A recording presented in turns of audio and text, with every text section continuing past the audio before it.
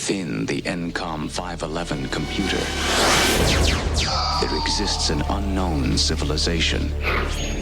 A startling new world where time and distance.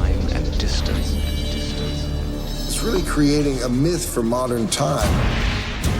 Still say it to this day, nothing looks like it. I think my first memory of Tron is renting it on VHS tape. I was 12 years old, maybe 12, 13. I was 2 when Tron came out. I remember getting dropped off by my mom. My uncle took me to go and see it in a cinema in Wales. My mom would go around the mall while we went to the movie alone because we went with my parents and we were very young. And I remember just sitting there and just being overwhelmed by this. For me, it was something I wasn't totally familiar with, but I always just knew it was Tron.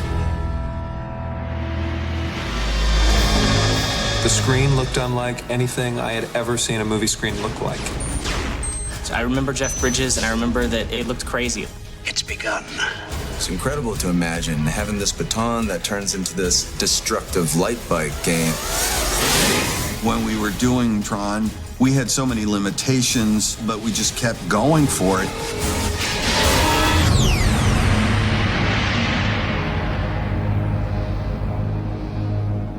The original was very cutting edge at the time.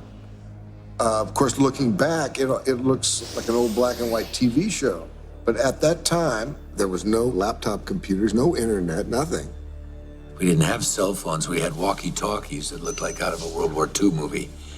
They were called cordless phones, and quite a phenomenon. Computers like back then were just this incredible, mysterious thing.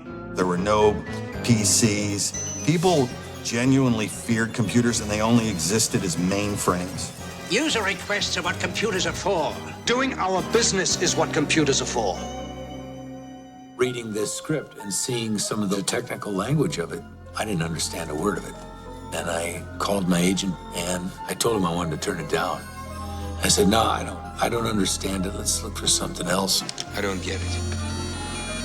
Okay. It's really interesting talking to Bruce Boxleitner and Jeff about how they were saying terms like program and bit without having any idea what it meant. Do you think we can merge with this memory bit? They had no idea, how close they were to predicting a future in which terms like program were second nature. Hey, it's the big master control program everybody's been talking about. Tron, I think, was ahead of its time as a tribute to Steven Lisberger. Steven Lisberger was exploring themes and ideas that have, taken 30 years to become relevant. Every one of us is in that computer somewhere, whether it's because of our driver's license or Social Security or income tax. This is a guy who understood things in the early 80s that nobody did. When we did the first film, the feeling we had about cyberspace was that it was this new frontier and that there was unlimited potential, but there was this sense of unbridled optimism. Before most people had desktops, Steven Lisberger imagined a world where people would go live alternate realities in a digital universe. You're a user? I took a wrong turn somewhere. We're actually using technology that was kind of hinted at in the original Tron. These days with Facebook, people's blogs, it's kind of something we take for granted, this kind of alter ego. So in a way, the world is kind of caught up with Tron finally. As the decades rolled out, cyberspace went through the phases that all frontiers go through, where it had to be civilized, and then there's a certain amount of cynicism that comes with that. So I think there's an underlying nostalgia for the frontier days when it was all about unbounded potential. Every tower is lighting up. What Lisberger did was he not only gave a sense to something that was coming, but at the same time, he designed something that was timeless. The look of the world from the original film still hasn't dated, weirdly. It still works for me because I think it isn't just trying to look futuristic. He had amazing collaborators. He had Sid Mead, who's one of the greatest concept designers of all time.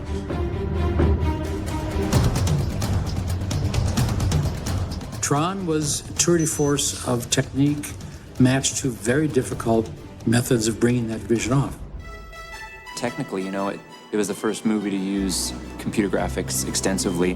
Tron was one of the first films to have more than 20-some minutes computer-generated footage. We were not nominated for a Special Effects Academy Award because basically the Academy thought we cheated when we used computers to do special effects. Things have certainly changed since then. The computer world at that time was very limited.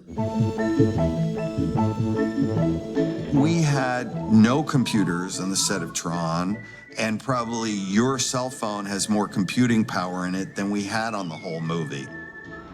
In fact, the limitation produced a lot of the design, the look of the various vehicles. My original idea for the light cycle was to have the rider with a faceplate, and when he got on the bike, the faceplate would match the bike, and he would articulate onto the bike, sort of like a pressure suit. And they just couldn't do it. The computing power just didn't exist to render at that level. Lisberger and team had to use practical tools to make a world that looked digital. They kind of basically made a movie look digital using handcrafted methods, which is just mind-boggling when you talk to Steve about how every frame had to be hand-tinted frame by frame in order to make them feel illuminated. The set was just basically black duvetine with the white adhesive tape, marking the things, shot in 70 millimeter black and white. They sent all of the film over to, Korea to have, all the lights painted in. So that was the technology. We were all, whoa, this is great, I ran around in a black and white leotard with our circuitry drawn on us with a black Sharpie. And we had a hockey helmet, motocross pads. I know when we went to the commissary, there was a thing that came down saying that would the actors please wear bathrobes because it was skin tight and we didn't have any pants on. We had like a first male thong. What's amazing to me is that Tron wasn't a huge success. It was almost too far ahead of its time. I think audiences just couldn't connect to the notion of users and programs. But then, of course, it became this cult classic afterward, largely because of the risks they took. It's a movie that people appreciate much more now with the benefit of history. And their creative thinking was so strong that it influenced a number of artists for a long, long time. So many people have referenced it and copied it in every type of medium, and it became its own thing entirely. It was a Strokes album, clearly, inspired by Tron. Tron has been everywhere. What Lisberger came up with really touched a nerve with people and really kind of ignited imaginations in some way. The original movie was so influential to people who are now artists or designers. There's so many people out there who say, I went to design school because of Tron. It's great when people say to me, I got into writing software or video games, or I became a computer scientist because I was so inspired by Tron when I was 12 years old. A lot of your special effects people now in the industry, that was what they saw when they were in grade school or high school, and that has prompted a lot of them to be what they are today. This is the third year that we're doing Tron here at Comic-Con. For our generation,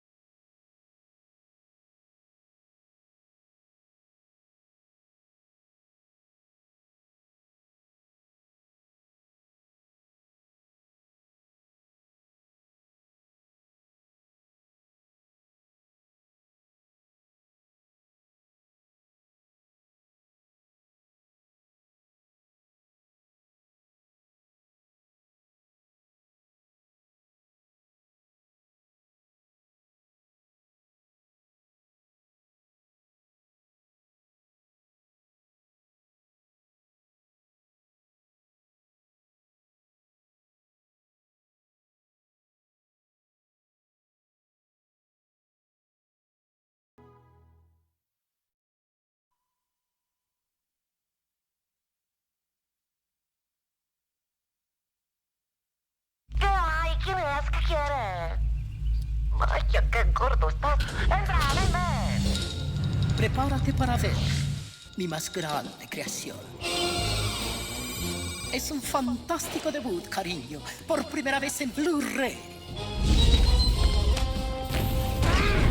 La imagen es tan fabulosa que tu centro de entretenimiento va a llorar chispas de felicidad. ¡Mírate! ¡Pon tus cosas en su lugar! El sonido es tan feroz que hará huir a la mediocridad del susto para siempre. Hay que hacerlo otra vez. Material exclusivo de lujo. ¿Por qué somos tan generosos? ¿Por qué? Te digo por qué. A trabajar.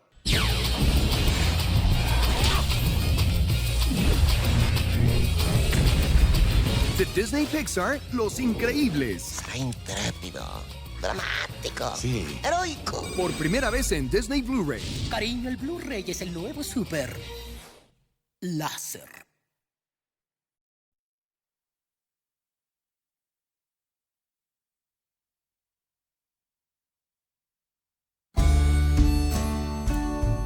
In 2006, two unlikely friends became the heroes of Radiator Springs. But on their next big road trip, they're not only racing across the world. Wish me luck. You go get it, buddy. Welcome to the inaugural running of the World Grand Prix.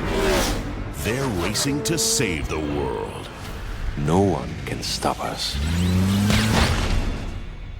Finn McMissile, British intelligence. Tow Mater, average intelligence. Welcome to Tokyo International Airport. Listen, this isn't Radiator Springs. These Americans are clearly master spies. Oh, you've got to be joking. Go, McQueen! 10-4, Mater. I'm on approach. Roger that. There he is. He's getting away. Hang on.